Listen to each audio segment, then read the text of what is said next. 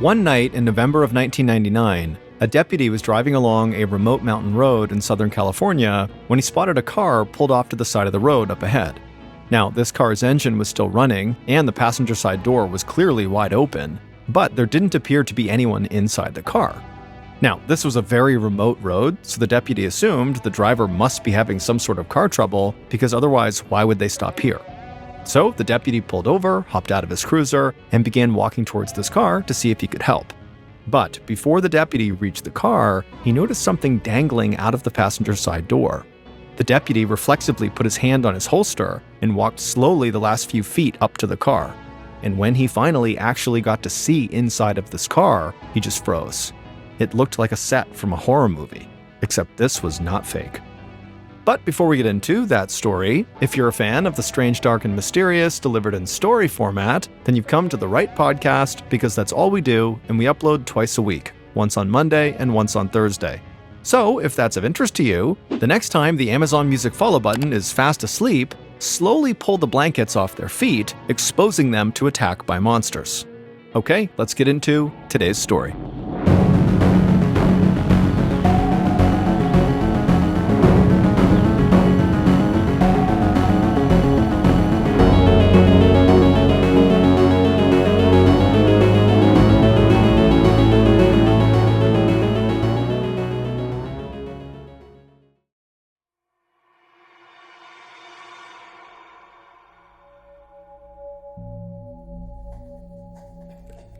On the morning of November 19th, 1999, Carolyn Stahl had an extra bright smile on her face as she saw her patients at her eye clinic in Long Beach, California.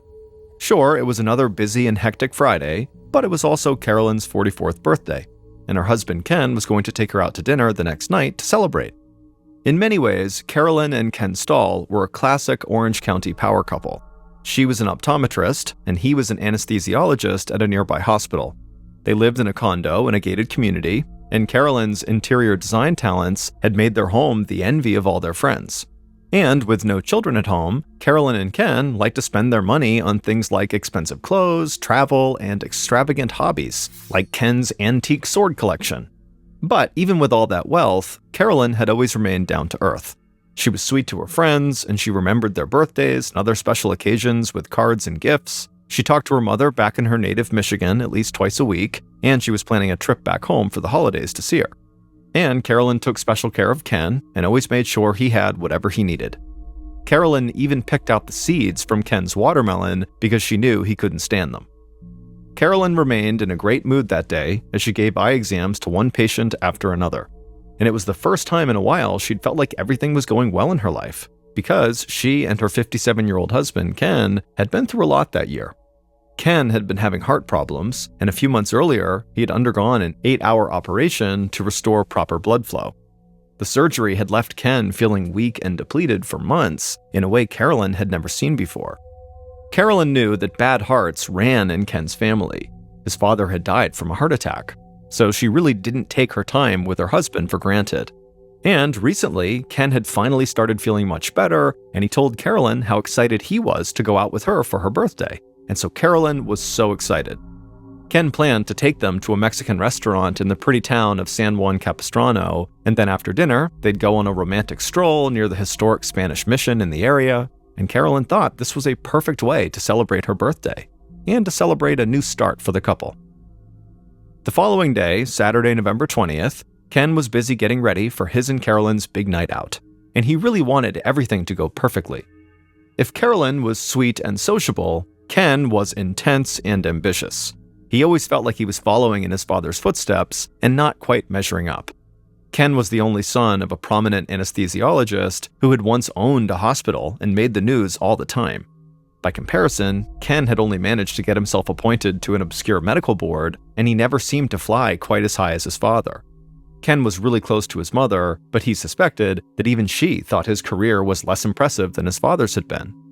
Ken also had this growing sense that he was running out of time. He worked out like a maniac to stay fit, and routinely went on 25-mile hikes and day-long bike rides. He was naturally athletic and had gone to college on a football scholarship, but Ken knew he had very likely inherited his father's heart problems, and so he was unlikely to live to a ripe old age. But this really only served to make Ken more driven to succeed in the time that he had. But on that particular Saturday, as Ken got ready, he actually found himself feeling quite relaxed. And when Carolyn walked into the room he was in, wearing a pretty red dress and seemingly all the gold and diamonds she owned, Ken just stared and smiled. Ken finished getting ready, then took his wife's hand, and they walked outside together. They got into Ken's car, pulled out of their gated community, and set off on the 25-mile drive to San Juan Capistrano for their big birthday dinner date. At 10 p.m. that night, Deputy Tony Castillo of the Orange County Sheriff's Department was in his cruiser, out on his usual rounds. Deputy Castillo eased off the gas when he noticed a silver Dodge Stratus car pulled over in the breakdown lane on a rural highway outside of San Juan Capistrano. It was pitch black and there wasn't much traffic. Castillo figured there wasn't a reason for anyone to stop right there unless they were having car trouble, so he decided he would walk over and see if they needed any help. Castillo pulled his cruiser in behind the car. He could see that the car's engine was still running and the high beam lights were on, and the passenger side door was wide open. Just ahead of the car on the side of the road, Castillo saw a pole with an emergency phone box attached to it. He thought maybe the passenger in this car had jumped out of the car after it pulled over to go use that call box to call for help, because maybe their car had broken down. But then Castillo noticed a woman's bare foot sticking out of that open passenger door, and he knew right then something had to be wrong. Castillo radioed to let dispatch know what he'd found and that he was now going to go investigate. Then Castillo got out of the cruiser, put his right hand on his holster, and began walking towards the back of the Dodge. Castillo's footsteps on the gravel were the only sound. Castillo saw what looked like a smear of blood on the back passenger side door, but he went around to the driver's side and he saw right away the front window was smashed, and Castillo saw a scene of pure horror inside the car. A man was slumped over in the driver's seat, still wearing a seatbelt, and a woman who had been in the passenger seat was sprawled across the front seat, basically on the driver, with her head on the man's lap. Both of them had been shot multiple times, and they were drenched in blood, and when Castillo checked both of them for a pulse, he found they had none. They were both dead. Castillo rushed back to his cruiser, and he radioed dispatch to tell them that he had just walked up on 2 apparent homicide victims out on Ortega Highway. Then Castillo ran the plates on the Dodge Stratus, and the vehicle came back as being registered to Ken and Carolyn Stahl. And while he couldn't know for sure quite yet, Castillo was reasonably certain that those were the 2 victims. After getting Castillo's message, the sheriff's office assigned 2 veteran detectives, Joe Holmes and James McDonald, to lead the potential murder investigation. They arrived on the lonely stretch of road on Ortega Highway at about 1 a.m. The area was already alive, with crime scene technicians and sheriff's deputies gathering up evidence, photographing the victims, and just trying to make sense of the baffling scene. The deputies who were already at the scene informed Detectives Holmes and McDonald that the victims were indeed Ken and Carolyn Stahl. And based on the scene in the car, the deputies believed that Ken had been shot first and then Carolyn. Detective Holmes looked closely at the 2 bodies inside the car, and he thought the deputies were probably right. He thanked them for their help and then did an initial search of the car and the surrounding area. And honestly, Holmes was kind of impressed by how little physical evidence had been left behind at the scene. There were no footprints, no fingerprints, no skid marks, no bullet casings, and no weapon. Whoever did this had been very thorough, leaving law enforcement with almost nothing to work with. But then Holmes and McDonald did an extensive examination of the bloody interior of the car, and they began to discover some clues. Carolyn was covered in expensive jewelry, and the only piece that was missing was a single earring that had fallen on the ground. Likewise, Ken had plenty of cash and credit cards in his wallet, but nothing of value had been taken, so this didn't look like a robbery. The 2 detectives saw that both victims had been shot multiple times from outside the car. 1 bullet had gone through the driver's side door, and the others through the open window. So this could not be a traditional murder-suicide either. Somebody else had fired 8 to 12 bullets into Carolyn and Ken and then left them for dead. To Holmes and McDonald, this honestly looked like a mob hit, and the shootings had a depressing familiarity to McDonald. In his years as a detective, he had investigated multiple murders on this highway, Ortega Highway. There was the farmhand who was found buried in a shallow grave, and the dead man in the trunk of an abandoned car. McDonald sometimes thought that Ortega Highway was pretty much just a place for killers to dispose of bodies. But he just couldn't begin to understand how two middle-aged, very successful doctors from a wealthy gated community could wind up slaughtered in this desolate place. Word that Carolyn and Ken had been gunned down on a rural mountain road near San Juan Capistrano immediately dominated the news.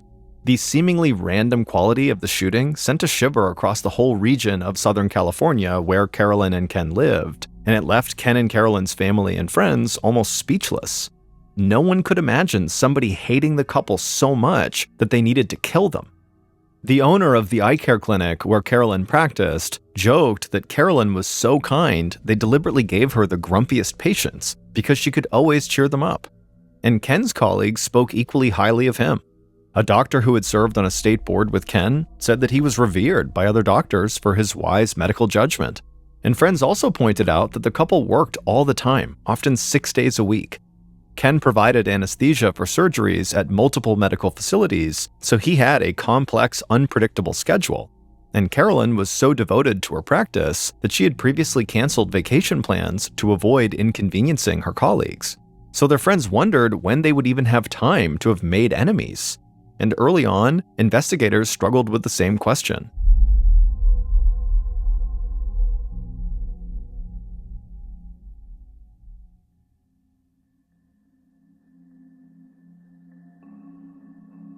On December 4th, so 2 weeks after the murders, hundreds of mourners crowded into St. Andrew's Presbyterian Church in Huntington Beach, California.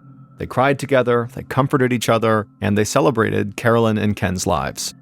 Ken's 87-year-old mother made her way to the front of the crowd. She said she had always braced herself for the possibility that her son might die young because of his bad heart, but nothing had prepared her for her son's violent end. Then she broke down in tears and said all she wanted to do was hold her son one more time. In the days following the funeral, Detectives McDonald and Holmes still didn't have much encouraging news for Ken and Carolyn's families, but their investigative team was still very busy. At a separate memorial service held for Ken by his colleagues, deputies had asked all the attendees to sign in a guest book. They wanted to know who was there, and they wanted to compare handwriting samples to documents they had collected from where Ken and Carolyn lived and worked to see if they could find anything connecting Ken's colleagues to the killings. But after a few weeks into the investigation, Holmes and McDonald still didn't have a suspect in mind, but they were getting a better picture of the killer.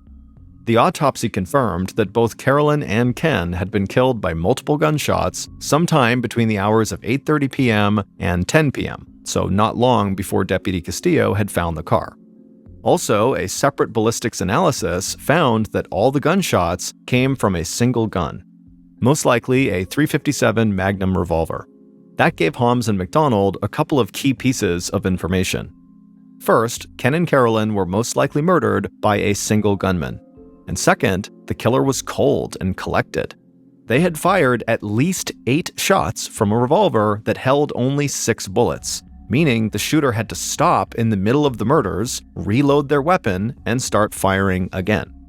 Those reports forced Holmes and McDonald to think about the last minutes of Carolyn's life. Her husband was dead, and she was all alone in a cold, dark, strange place. Meanwhile, her killer was casually reloading their gun so they could shoot more bullets into her. I mean, this was a truly awful way to go. And that information pushed the detectives to dig even deeper into Carolyn and Ken's lives in the hope they would find something that would lead them to the killer. And in doing this deep dive, Holmes and McDonald soon discovered that Carolyn and Ken's 14-year marriage was not nearly as perfect as some of their grieving friends and relatives had thought. Some of the couple's loved ones had come forward and told the detectives that Carolyn and Ken had problems, a lot of problems. Carolyn's sister Linda actually reached out and asked to meet with the detectives. She said she didn't want to speak ill of the dead, but she really needed them to know the truth.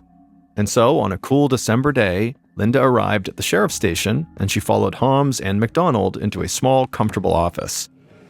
And within a few seconds of sitting down, Linda went on an absolute tirade about her brother-in-law, Ken. She told the detectives that Ken had a history of cheating that began way before he even met Carolyn, Ken's first marriage had ended because Ken had an affair. Then Ken had married the woman he had the affair with, but that marriage also fell apart within just 3 months. Linda said her sister Carolyn was well aware of Ken's romantic history when she had moved in with him back in 1984. But Carolyn was determined to make a better man of him. And after they had been living together for a year, Carolyn gave Ken an ultimatum: marry her, or the relationship would be over. Ken had told friends he never wanted to get married again, but he reluctantly gave in to Carolyn's demand. Linda said their marriage actually seemed to go pretty smoothly for a while. Carolyn was close with Ken's mother, and she was also close with Ken's son from his first marriage, and with 2 doctors' incomes, they made a ton of money, and so their future looked quite bright. Suddenly, Linda trailed off and just stopped talking. The detectives asked her if she needed a break, or if they could get her anything, but she said she did want to keep going. She needed to get this all out. Then Linda took a deep breath and composed herself and told the detectives that things had taken a really bad turn for her sister about 5 years earlier. She said Carolyn had come home from visiting family in Michigan, and she found a woman she didn't know eating fast food on the couch in her living room. The woman was just as surprised as Carolyn, and she fled the house immediately, but Ken had admitted he was romantically involved with that woman. Linda said she had hoped her sister would just leave Ken right then and there, but she didn't. Instead of demanding a divorce, Carolyn had demanded marriage counseling. But even with marriage counseling, Ken's behavior didn't change. He had at least 3 more affairs that Linda said she was aware of, and she said his address book was still full of women's names and phone numbers. Linda clutched the arms of her chair tight, and she fought back tears while she talked about her sister. But she took a deep breath and continued her story. She told the detectives that she had been so angry at Ken that she finally confronted him about his chronic cheating and about how much he was hurting her sister.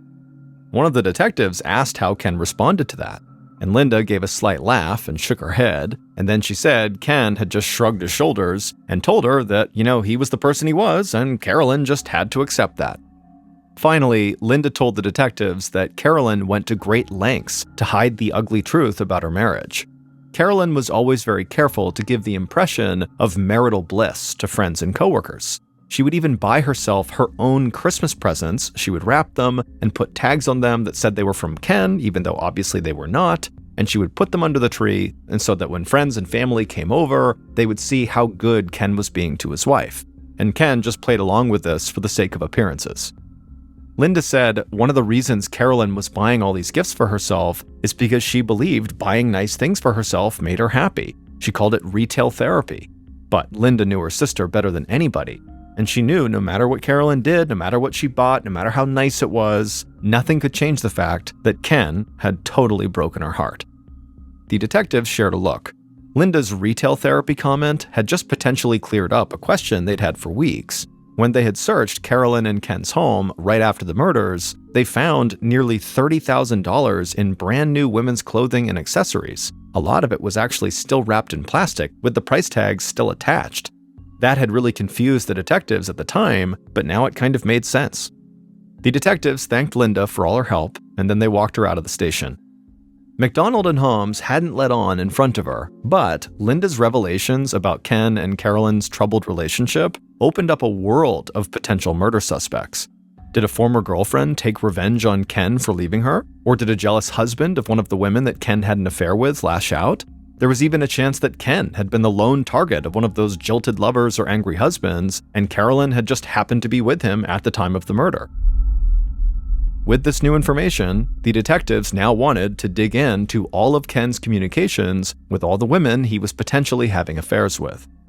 Like most doctors in the 1990s, Ken carried a pager, which is a small electronic device that buzzes and gives a phone number to call when somebody needs you. The detectives got Ken's pager, and they contacted every phone number on it. This at least allowed them to reconstruct key parts of Ken's last day. The detectives found a fellow anesthesiologist who paged Ken around 8 p.m. on the night of the murder. This other anesthesiologist had hoped that Ken could cover for him at a surgery the next morning. The doctor said Ken sounded normal when they talked, and that Ken was out celebrating his wife's birthday. So McDonald and Holmes reasoned that whatever happened to the couple that night probably caught them completely by surprise. McDonald also came across a Mexican immigrant named Adriana Vasco who had paged Ken on the morning of the murders. She explained that she had become friends with Ken several years earlier when she worked in the office at the National Pain Institute, where he was a part-time anesthesiologist. Adriana said that Ken had agreed to get her desktop computer repaired, and she had paged him to find out how the repairs were going. McDonald was immediately suspicious of this. He couldn't understand why a busy doctor would be volunteering to repair computers on the side. The detective asked Adriana flat out if she was having an affair with Ken, but she denied it. Adriana insisted that Ken was just a very generous guy. He had helped her out financially numerous times over the years. The call with Adriana lasted only 5 minutes, but McDonald came away from it with the distinct sense that he had just been lied to. But he had no evidence to back up his gut feeling, so he let it drop, at least for the moment. Over the coming days, McDonald and Holmes repeatedly asked Ken's family and friends what they knew about Adriana Vasco. The detectives got nothing but blank stares. None of the friends or family had ever heard of her.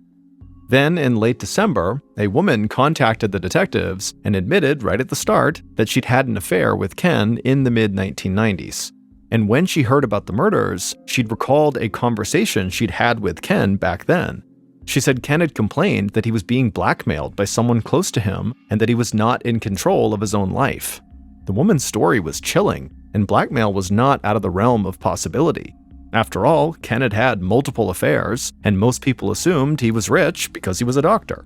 But the detectives had also discovered that Ken's health issues had caused him to miss months of work in the past. That had led to some financial strain and had forced Ken and Carolyn to move out of their $700,000 home into the comfortable but much more modest condo where they had lived at the time of their deaths. The detectives also knew Carolyn had spent at least $30,000 on clothes and jewelry for herself.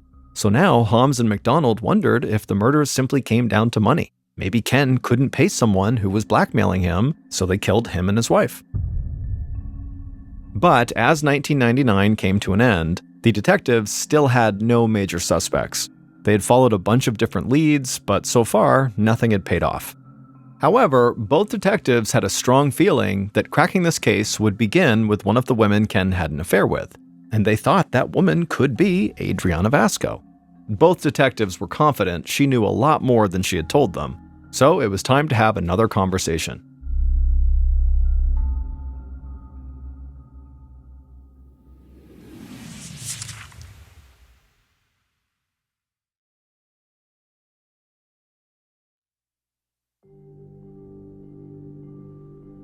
On February 29, 2000, so over 3 months after the murders, detectives McDonald and Holmes met Adriana Vasco at her friend's house in Anaheim, California. Adriana was little, she was barely 5 feet tall, and she was quite thin. She was 33 years old and a single mother of 2 young kids. Over coffee at her kitchen table, Adriana told the detectives how she had become friends with Ken, a man who seemed to live in a completely different world than she did. She explained that Ken had noticed her walking with a limp when they were both working at the National Pain Institute. Ken had offered to inject pain medication into her back to correct the limp, but he told her it would be an ongoing procedure. At the kitchen table, Adriana took a sip of her coffee, and then a smile came across her face. She said she had agreed to the procedure, and as the pain injections continued, the two of them started getting a bit closer. Adriana said she had even begun calling him Ken instead of Dr. Stahl, and Ken had clearly taken a growing interest in Adriana's life. Then, when Adriana had split with her husband, Ken paid for her and her son to go live in a motel. When Adriana's car had broken down, Ken gave her money to buy a new one, a white Mazda. So Adriana told the detectives it became normal for her to turn to Ken for help because he was always so kind to her. And Adriana said that in return, she became a shoulder for Ken to cry on. He opened up to her about his unhappiness. He told her he hated the Orange County doctor's life. He thought it was totally phony. He said he had a lot more fun when he went to the beer and barbecue chicken restaurant, which was down the street from Adriana's apartment. Ken had even told Adriana at one point that she was his only real friend. Detectives McDonald and Holmes sat on the edge of their seats, wanting to ask Adriana again if she was actually romantically involved with Ken. But they held their tongues and just let her talk. Adriana continued and said that Ken's marriage had been empty for years. He complained about his wife's looks and her weight, and he said they mostly slept in separate bedrooms. Then Adriana began to cry. She apologized and said she was still in shock over Ken's death. She said when she found out he died, it was like her whole world had just collapsed. Ken was like her hero. Finally, after Adriana wiped the tears from her face, she looked across the table at the detectives and she admitted that she had had an affair with Ken. And Ken's wife, Carolyn, knew about it. She told the detectives that about 3.5 years earlier, she had received a phone call from Ken, but the moment she answered, Ken quickly handed the phone off to his wife, Carolyn, and Carolyn's message to Adriana was blunt: "Stay away from my husband." Adriana said she broke off the affair soon after getting that phone call. She knew Ken would never divorce his wife, and she didn't want to get hurt. But she and Ken had remained friends even when Adriana found a new romantic partner and even had a daughter with him. In fact, Adriana said that Ken would sometimes go out to dinner with Adriana's new guy. Also, Adriana said after they split up, Ken never tried to have sex with her again. And she told the detectives that she really believed that Ken and Carolyn had genuinely started to work on their marriage at the time they got killed. And when she had spoken to Ken on the day he was killed, Adriana said he sounded happier than he had in months. McDonald and Holmes had more questions for Adriana, but the coffees were long since cold and it was after 5 p.m., so they thanked her for her time and they headed for the door. By the summer of 2000, the sensational double murder that had once gotten so much media attention was increasingly in danger of going cold. McDonald and Holmes had come away from their interview with Adriana convinced that her grief over Ken's death was actually sincere. She was probably lying about the length of their affair, but the detectives couldn't see why Adriana would want Ken dead. He had been a ready source of money and support to her for years. So the hope that one of Ken's lovers would lead them to the truth about the murders began to fade, and the detectives hadn't found any evidence that Ken had been blackmailed by anybody. Holmes and McDonald continued to pursue every possible lead, and they re-interviewed anyone who seemed to be remotely connected to the case, but their investigation stalled. In the fall of 2000, about 10 months after the murders, McDonald and Holmes were reassigned to another unit, and 2 new detectives, Brian Heaney and Phil Villalobos, took over Carolyn and Ken's murder case.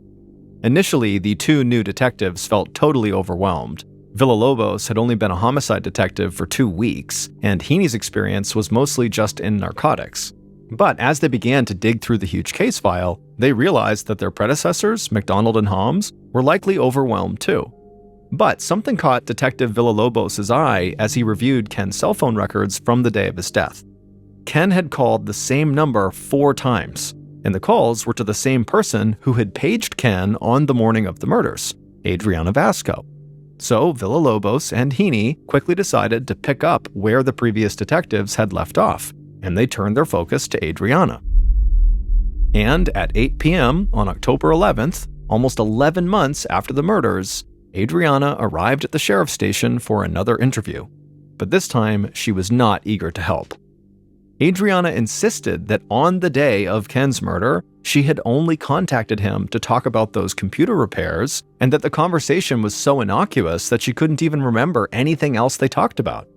The 2 detectives pressed Adriana hard to get her to say more. Villalobos even asked her straight out who killed Ken. But Adriana broke into tears and said she had no idea and genuinely could not remember anything substantive from their last conversation.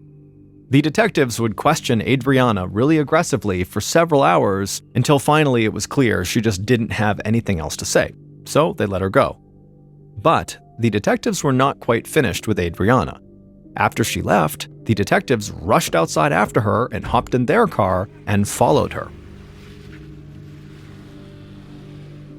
After driving for several minutes, Adriana arrived at a house where the father of one of her children was waiting for her. Adriana and this man had split up, but they remained close for the sake of their daughter. The detectives watched Adriana with this man from a distance, and they began to develop a new theory. Maybe Adriana did have nothing to do with Ken's death, but maybe this man who she was with, the father of her daughter, had gotten jealous of her affair with Ken, and maybe he lashed out. And so now maybe Adriana was doing everything she could to protect him, really just so her young daughter would not be without her father. Villalobos and Heaney waited for Adriana to leave, and then after she had, they hopped out of their car, walked up to the front door, knocked, and then when the man came to the door, they led him to the front yard to question him. And to the detective's surprise, this man was completely open and asked how he could help. Villalobos told him that he was convinced someone close to Adriana had killed Ken and Carolyn Stahl, but the detectives didn't know who. The man said that made sense to him, and he understood why they would want to question him, but then this man said something that sent Villalobos and Heaney reeling. He told them that he had nothing to do with Carolyn and Ken's murders, but he had a pretty good idea of who probably killed them. Villalobos just stared at him and then asked him outright, okay, who's the killer? And the man would say one word, Tony. The detectives were caught off guard. In all those files from nearly a year-long investigation, the name Tony had never once come up. Now they had someone telling them a guy named Tony was probably the killer they had been looking for. The detectives followed up with a bunch more questions about who this Tony person was, and they would learn that Tony was Adriana's current boyfriend, and he was a handyman at her apartment building. He also had a long criminal rap sheet, he had a temper, and he loved guns. A few days later, Detective Heaney was waiting in an unmarked car outside the hospital where Adriana worked. Investigators had been trying to track down Adriana's boyfriend, Tony, but the man seemed to have disappeared. So Heaney wanted Adriana to help them find him. Eventually, Adriana walked outside, still dressed in her scrubs, and right away Heaney rushed up to her and caught her completely by surprise. He asked her point blank if she would take a polygraph test right now. He said the test was all set up at the local police station right around the corner. All she had to do was come with him. Adriana was clearly shocked and pretty angry with Heaney for surprising her like this, but she did go with him to the police station.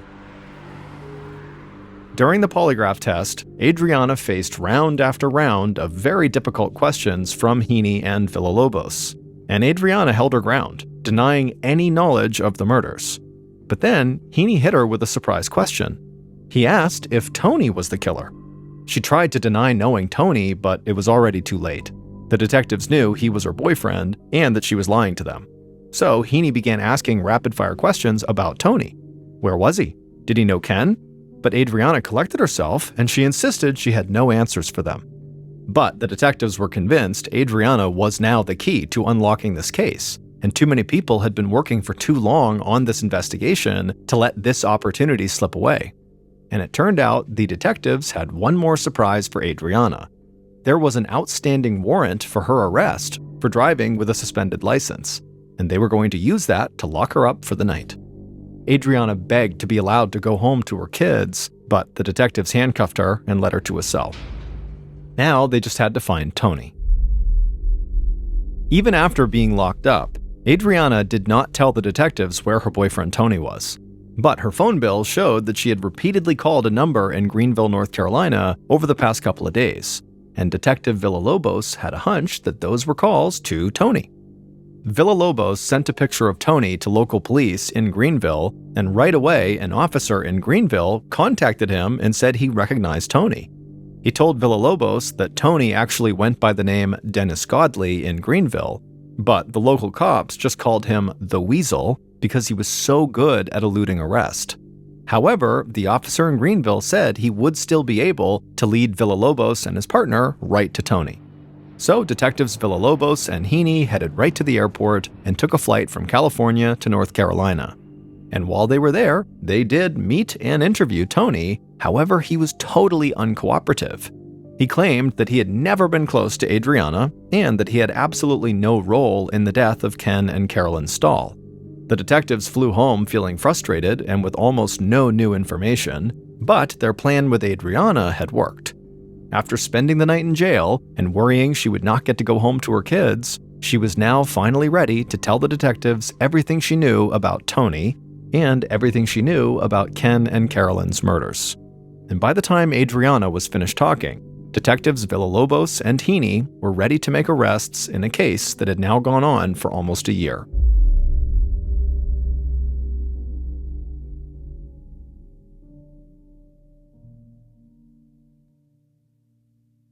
Based on Adriana's jail cell interview and evidence collected by both teams of detectives throughout the investigation, here is a reconstruction of what police believe happened to Carolyn and Ken Stahl out on Ortega Highway on November 20th, 1999.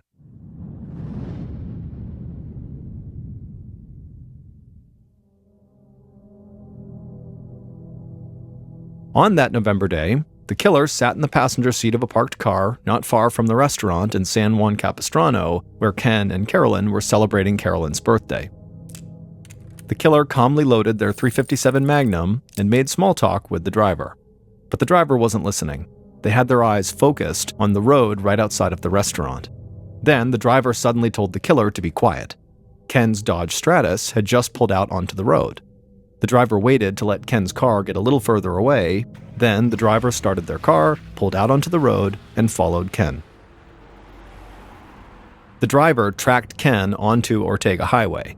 The highway was dark and oddly quiet. The driver gripped the steering wheel tight and closed in on Ken. Meanwhile, the killer just kept talking like nothing out of the ordinary was even happening. Then at some point, Ken's car pulled off the highway into the breakdown lane near an emergency phone box. The driver told the killer it was time to act. Then the driver hit the gas, raced by Ken's car, and then did a U-turn into the breakdown lane. The driver's headlights were now shining directly into Ken's windshield. The driver put the car in park, and then the killer casually stepped out of the car.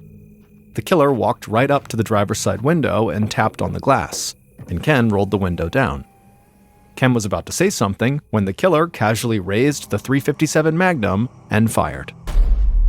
The bullet hit Ken behind the left ear and exited through his right eye. Carolyn began to scream from the passenger seat and tried to undo her seatbelt, but she was in shock and her hands were shaking and so she couldn't get free.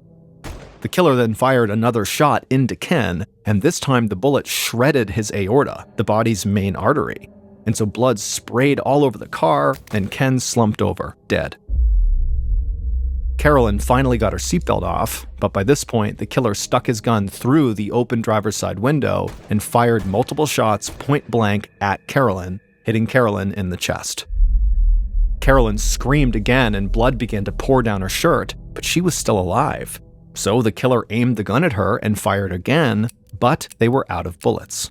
So as Carolyn is sitting there slowly dying and screaming and looking at her dead husband, the killer walked back to the other car. They opened up the passenger side door, shouted something at the driver, and then grabbed extra ammunition from a bag on the floor. Then the killer calmly reloaded their gun and then turned back and began walking towards Ken's car again.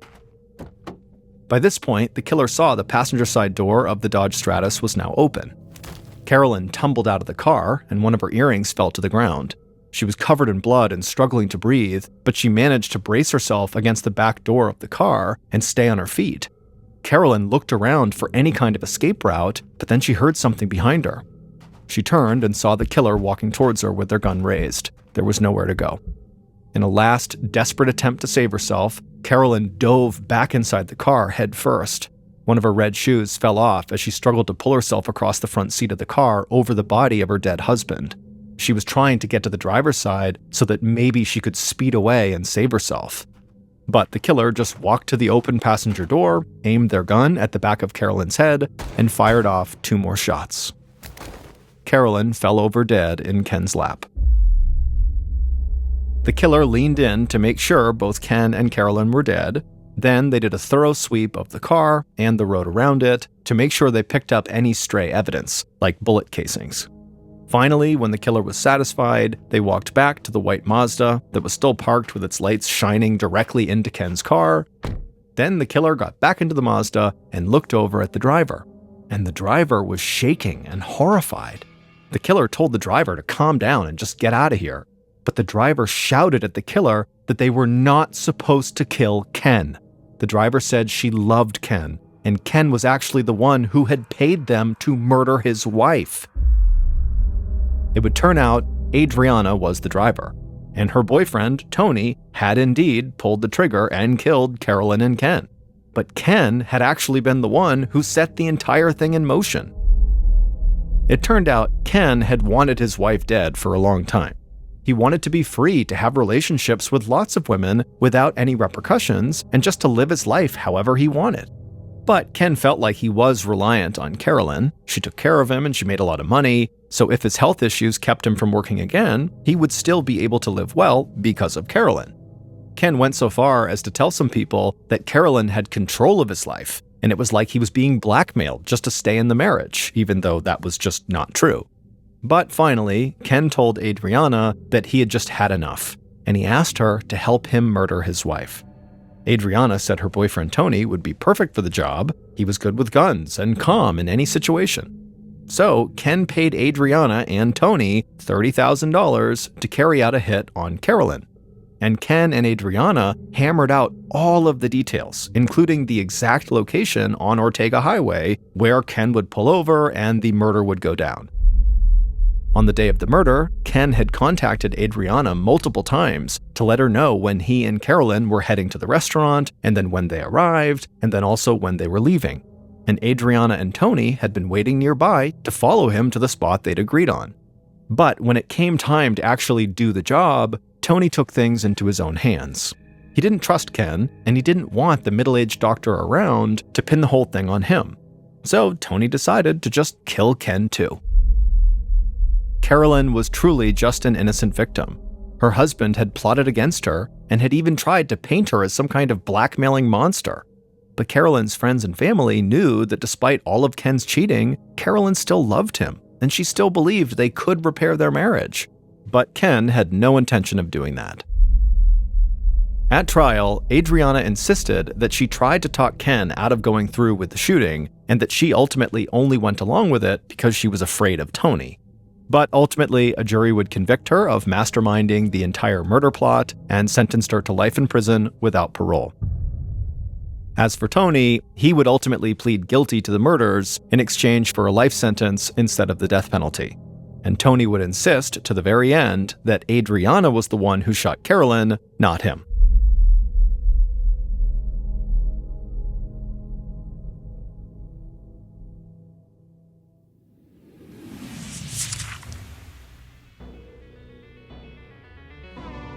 Thank you for listening to the Mr. Ballen Podcast. If you enjoyed today's stories and you're looking for more bone-chilling content, be sure to check out all of our studio's podcasts: Mr. Ballen's Medical Mysteries, Bedtime Stories, and Run Fool.